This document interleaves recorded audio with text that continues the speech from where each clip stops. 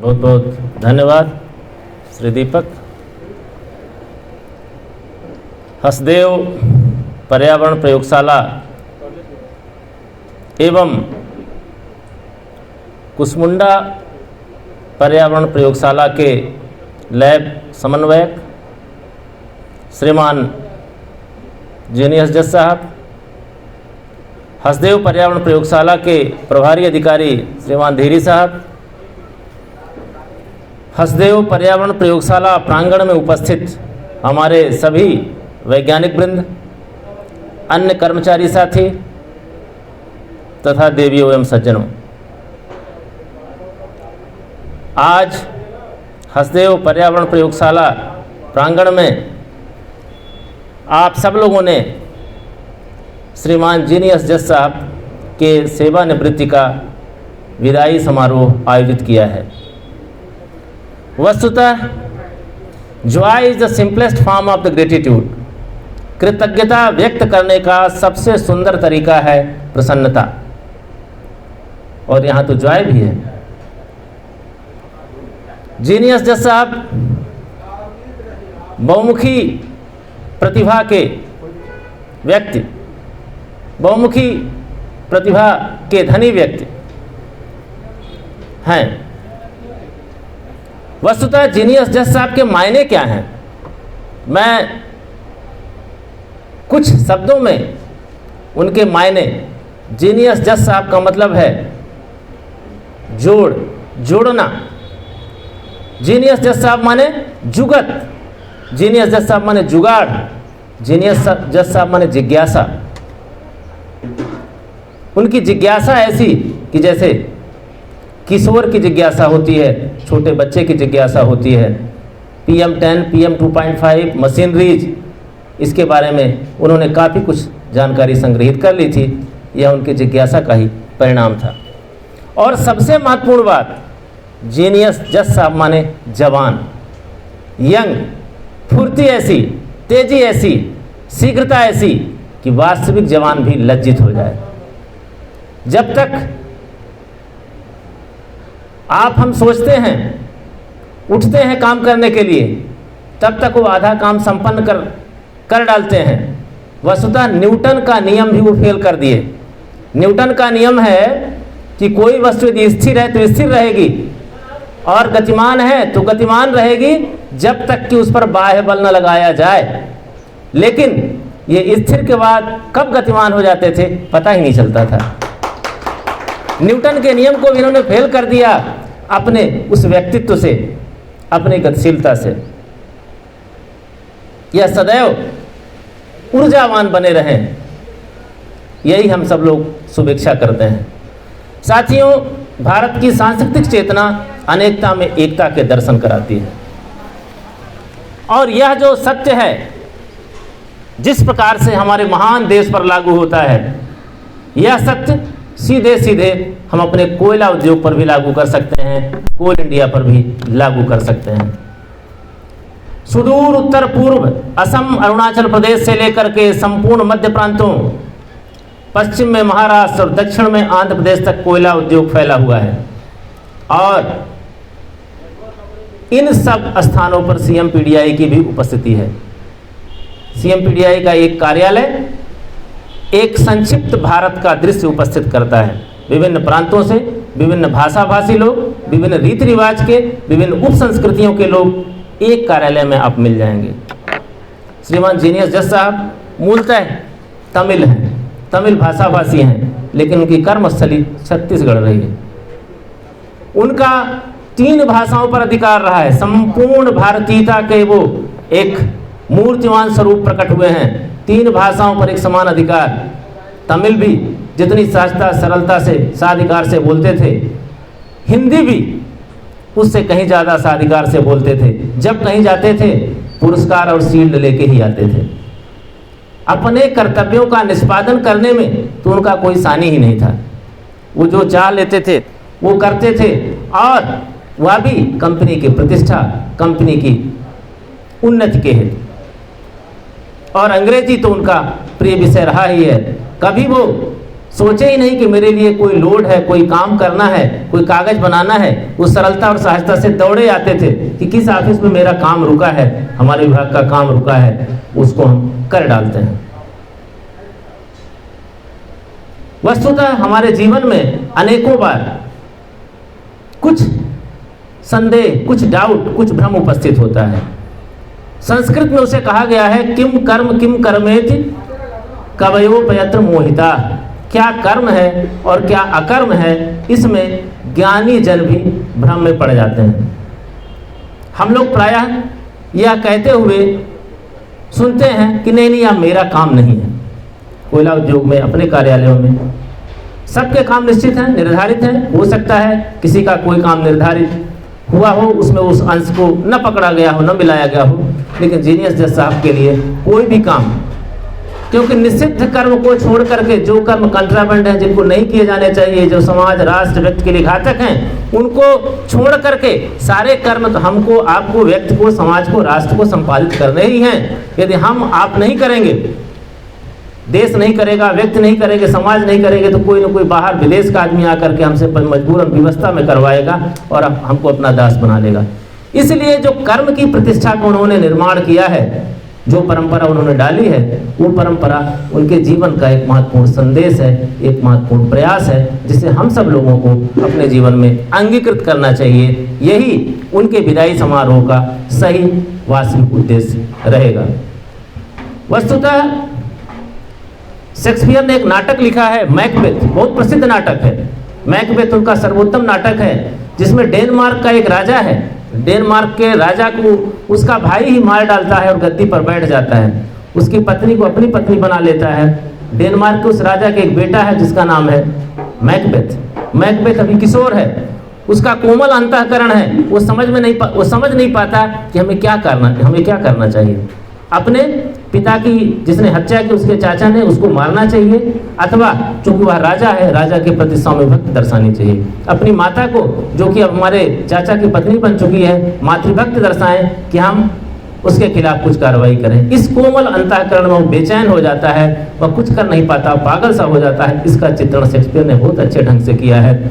लोकमान्य तिलक ने लिखा है कि भारत में जिस प्रकार से प्रायः हर समाज में, हर संस्थान में, हर जगह पर गुरु पाए जाते हैं, जब हमको भ्रम की स्थिति होती है, डाउट की स्थिति होती है, तो गुरु हमको दिशा दिखा देते हैं, मार्गदर्शन कर देते हैं। श्रीमान जीनियस जज साहब एक गुरु के समान रहे हैं। उन्होंने सबका मार्गदर्शन किया है, विभागाध्यक्ष हो चाहे और ऊपर के अधिकारी हों। जब भी उनको संदेह की उपस्थिति हुई है, संदेह उनको हुआ है, वो जा करके ऐसा उनको सूत्र बताए हैं, ऐसा रास्ता बता दिए हैं, उसी रास्ते पर चल बैठे हैं। इसलिए लोकमान्य तिलक ने लिखा है कि अगर मैकबेथ के पास श्री कृष्ण जैसा कोई गुरु होता तो स्वाभाविक रूप से उसका कोमल अंतःकरण इतना भ्रमित नहीं होता और वह पागल नहीं होता और कुछ न कुछ निश्चित रूप से कर डालता। तात्पर्य यह है कि समाज की रक्षा करने के लिए कई बार हमको कठिन निर्णय भी लेने पड़ते हैं। संस्कृत में एक अर्धांश है तस्मा उद्योगा युजस्वः योगा कर्मसु कौशलम। हमारे भारतीय वाङ्मय में दो शब्दों की बहुत ज्यादा प्रतिष्ठा है, एक कर्म की, दूसरा योग की। हम लोग कर्म का मतलब काम समझते हैं, काम है ही, लेकिन जो कर्म समाज के लिए, व्यक्ति के लिए, संगठन के लिए आवश्यक, वो सबका कर्म है, सबका काम है, हम सबको मिलकर करना है। योग मतलब जोड़ना। आप किसी भी संस्थान में जाएंगे, विशेषकर इंजीनियरिंग इंस्टीट्यूट में, उसमें आपको मिलेगा योगा कर्मसु कौशलम लिखा हुआ मिलेगा। कर्मों की कुशलता ही योग है। तस्मा उद्योगाय, इसलिए सदैव उद्यमी बने रहिए, एंटरप्रेन्योरशिप डेवलप करके रखिए। योग कर्मों की कुशलता को कहते हैं। हमारे आपके कर्म में कुशलता बनी रहे, यही योग है। और यह साक्षात जीनियस जज साहब के कृतित्व से, व्यक्तित्व से हम सब लोग सीख सकते हैं, जैसा कि आप सब लोग इनकी प्रशंसा में, इनके गुणों के बारे में अभी तक अपना उद्बोधन दिए हैं।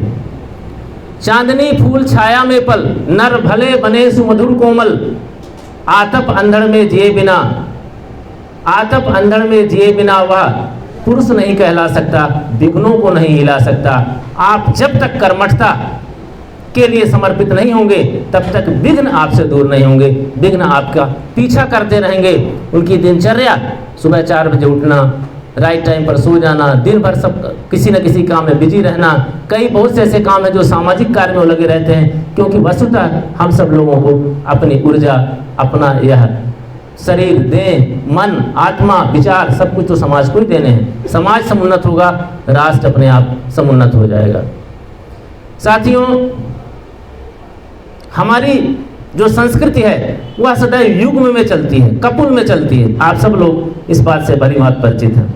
आप लोग यह कहते हुए सुने गए होंगे अक्सर कि कर्म और संन्यास की अवधारणा हमारे यहाँ बहुत प्रचलित है। कर्म मतलब काम करना, संन्यास मतलब काम से विरक्ति। कर्म का मतलब होता है कि चाहे हम गृहस्थ का जीवन बिताएं या और कोई काम करें, संन्यास मतलब वैराग्य की ओर चले जाएं, दोनों विपरीत ध्रुव हैं। दूसरा एक प्रवृत्ति, दूसरा निवृत्ति। प्रवृत्ति का मतलब है काम में लगे रहना, निवृत्ति जैसे सेवानिवृत्ति, रिटायरमेंट, फिर से टायर लगना, सेवानिवृत्ति। तीसरा है स्वर्ग और नरक की अवधारणा। आप अच्छा काम करेंगे स्वर्ग की प्राप्ति होगी, अच्छा काम नहीं करेंगे नरक की प्राप्ति होगी। भले ही कल्पना है, लेकिन शास्त्रों में, पौराणिक ग्रंथों में इनकी बहुत सुंदर व्याख्या की गई है। लेकिन वर्तमान में दो और छोर बहुत प्रसिद्ध हुए हैं, दो और होराइजन, दो और किनारे बहुत प्रसिद्ध हुए हैं। वह दो किनारे हैं, एक किनारा है जीनियस और दूसरा किनारा है स्टुपिडिटी। और जीनियस अब जा रहे हैं तो क्या बच रहा है? जो बच रहा है स्टुपिडिटी है, लेकिन निराश होने की आवश्यकता नहीं है। जीनियस की अपनी सीमाएं हैं, बुद्धिमत्ता की अपनी सीमाएं हैं, स्टुपिडिटी की कोई सीमा नहीं है। उसी स्टुपिडिटी में से हम लोग जीनियस को निकालेंगे, अपने आप को हम परिवर्तित करेंगे, परिवर्तित करेंगे, समुन्नत करेंगे, जिससे यह संगठन, यह कंपनी और आगे बढ़ती रहे। वास्तव में इस जीवन संघर्ष में हर व्यक्ति को एक कृष्ण की आवश्यकता सदैव होती है, जो लड़े ना फिर भी आपकी जीत पक्की कर दे, जो लड़े ना फिर भी आपकी जीत पक्की कर दे। और कई बार एक कर्ण की भी आवश्यकता होती है, हार सामने देख ले फिर भी वह मुंह न मोड़े, आपके साथ खड़ा रहे। इन्होंने दोनों की भूमिका निभाई है, कृष्ण की भूमिका भी निभाई है और कर्ण की भूमिका भी निभाई है। सदैव वे साथ में रहें। अभी आप को ये बताएंगे अपने मुखारबिंद से स्वयं श्रीमान जी ने, जज साहब 4 दिन की विजिट करके आए हैं गेवरा में। ex-CMDs लोग आए हुए थे, उनके भी एक कोऑर्डिनेटर थे। 4 दिन वहाँ विजिट करके आए, रिटायरमेंट के 7-8 दिन पहले की बात है। सबसे ज़्यादा विश्वास क्षेत्रीय संस्थान 5 ने उनके ऊपर प्रकट किया है कि आप ही इस काम को संपन्न करिए, संपादित करिए। यह नीड़ मनोहर कृतियों का, यह नीड़ मनोहर कृतियों का यह विश्वकर्म रंगस्थल है परंपरा लग रही यहाँ, ठहरा जिसमें जितना बल है। वास्तव में हमारी उपलब्धियाँ हमारे बल का ही एक विस्तारित रूप है, हमारे सामर्थ्य का ही एक विस्तारित रूप है। हम जितना अपना सामर्थ्य दिखाएंगे, प्रतिबद्धता के साथ दिखाएंगे, उतना ही अच्छा हमारा घर बनेगा, उतना ही अच्छा हमारे घर की कलाकृतियाँ होंगी। अपना घर, परिवार, समाज, राष्ट्र सबको एक साथ लेकर के चलेंगे, सकारात्मकता से परिपूर्ण रहेंगे, तभी हम श्रीमान जीनियस जज साहब जैसा बन सकते हैं। जहाँ कहीं है ज्योत जगत में, जहाँ कहीं है उजियाला, वहाँ खड़ा है कोई अंतिम मोल चुकाने वाला।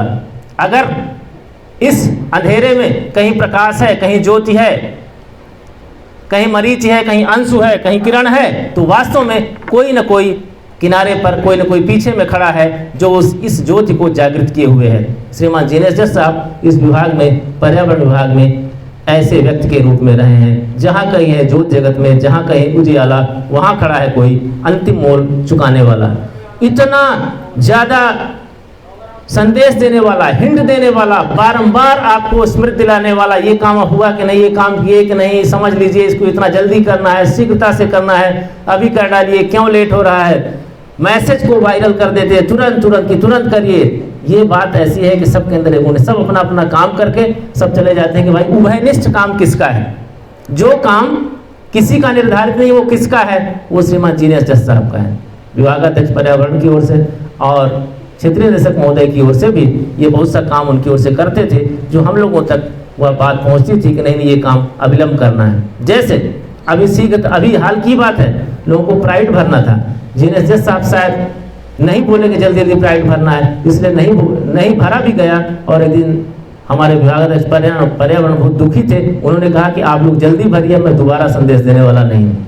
क्योंकि अभी आदत है जज साहब की कि जज साहब भी टोकते रहते थे, भरे कि नहीं भरे, जल्दी भरिए, जल्दी भरिए, अभी भरिए, तुरंत भरिए। तो यह इनकी कर्मठता, इनका बड़प्पन ऐसा रहा है कि इनकी कमी, इनकी रिक्तता की पूर्ति कभी संभव नहीं हो पाएगी। यह जो विदाई समारोह है, आप सब लोगों ने जितना गरिमामय किया है, ये वास्तव में इसका सूचक है कि इतना सम्मान, इतना प्रेम, इतना आदर जीनियस जज साहब जैसा व्यक्तित्व ही पा सकते हैं। और ऐसा सम्मान प्राप्त करने के लिए हमको, आप सबको बहुत कठिन मेहनत करना पड़ेगा, बहुत परिश्रम करना पड़ेगा, तभी हम लोग इस संस्थान को, इस संगठन को आगे बढ़ा सकेंगे और उनकी इस परंपरा को हम लोग समृद्ध कर सकेंगे। मैं पुनः श्रीमान जीनियस जज साहब के इस सेवानिवृत्ति समारोह के माध्यम से उनको उनके बाकी शेष बचे जीवन, जो रिटायरमेंट के बाद है, उनकी शतायु लाइफ हो, 100 वर्ष तक जिए, सपरिवार सानंद रहें। और इस प्रयोगशाला की ओर से, क्षेत्रीय संस्थान 5 में पर्यावरण विभाग की ओर से, हम सब लोगों की ओर से जो आदेश निर्देश वो कहेंगे, करेंगे, जैसा उनको आवश्यकता होगी हम लोग जरूर उसकी पूर्ति करेंगे, क्योंकि हम लोगों के दिल दिमाग में उनकी जो पहचान है वह कभी जा नहीं सकती। बहुत बहुत धन्यवाद।